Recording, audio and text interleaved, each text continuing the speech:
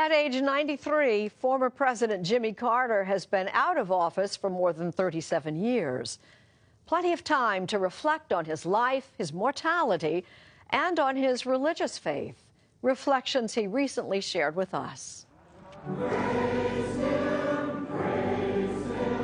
You don't often see crowds lining up for Sunday school lessons, but not many churches have a president doing the teaching. Morning, everybody.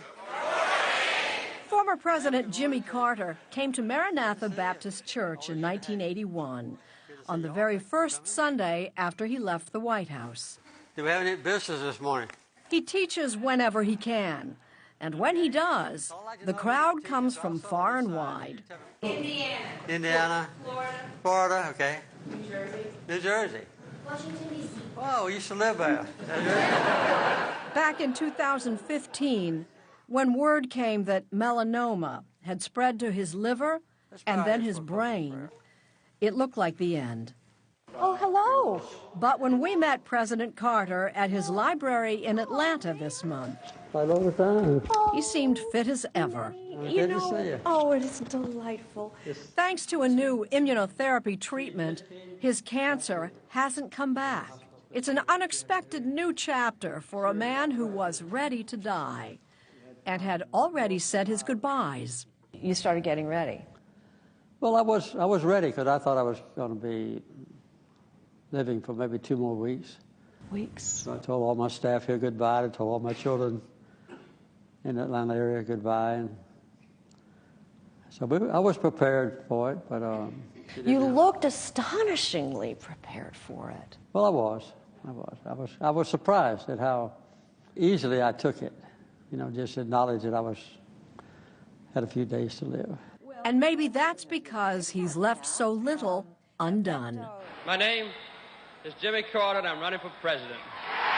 In 1976, for a nation weary of Vietnam and Watergate, How you doing, man? Jimmy Carter was a breath of fresh air. A relative unknown who won the White House on a promise of honesty. I would not tell a lie. I would not mislead the American people. So help me God. The highs were breathtaking. Improved relations with China and a landmark peace accord between Israel and Egypt. The increase in the inflation rate last year.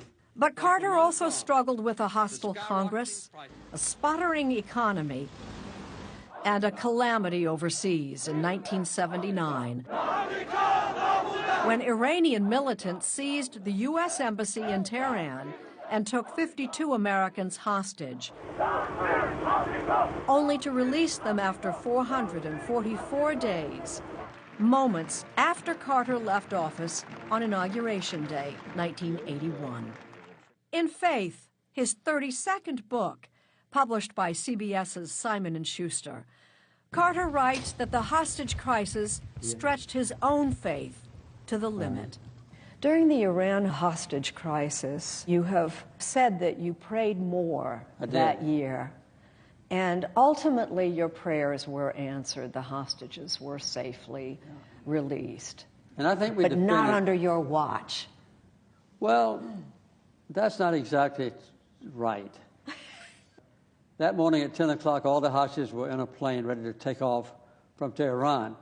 But the Ayatollah Khomeini didn't let them take off until 5 minutes after I went out of office. So, you know, it's an equivocal answer. What difference does it make? Your prayers were answered. That's the happiest moment, I think, of my life, when I was still on the reviewing stand and the Secret Service came and told me the hostages were in the air, on the way to freedom.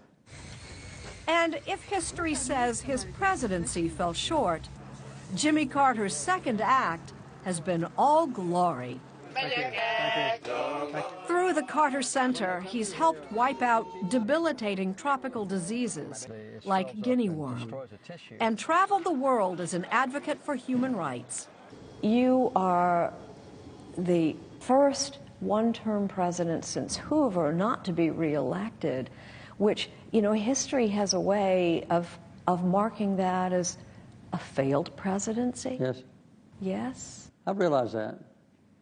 I realize that, you know, not getting reelected is considered to be a failure, but But I have found, since leaving the White House, that I've had a very gratifying and I think productive life with the Carter Center.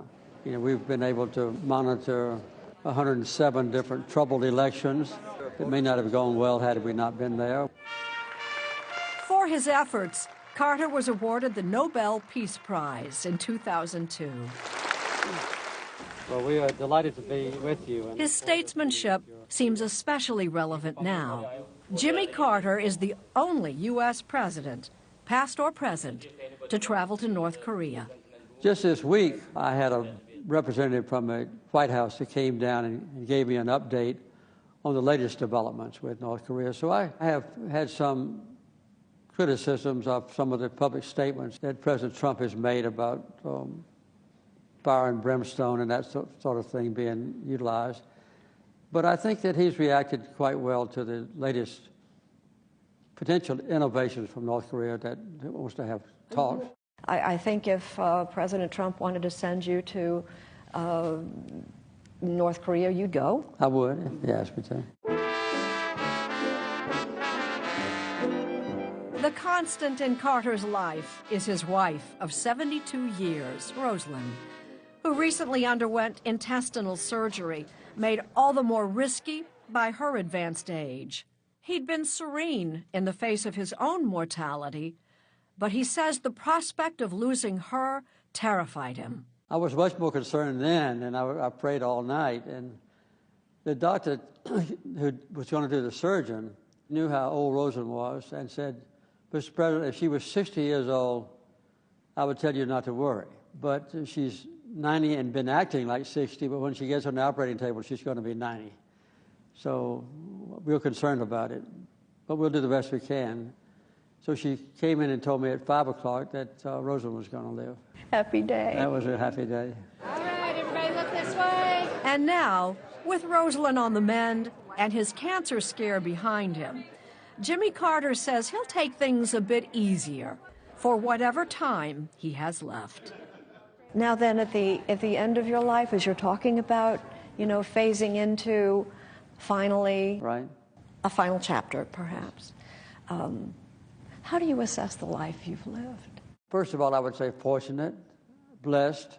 I've had an almost perfect wife. I've got a large and growing family. I'm perfectly at ease in just spending the final years of my life, whatever they might be, or the final months, whatever, in Plains, Georgia, more close to home.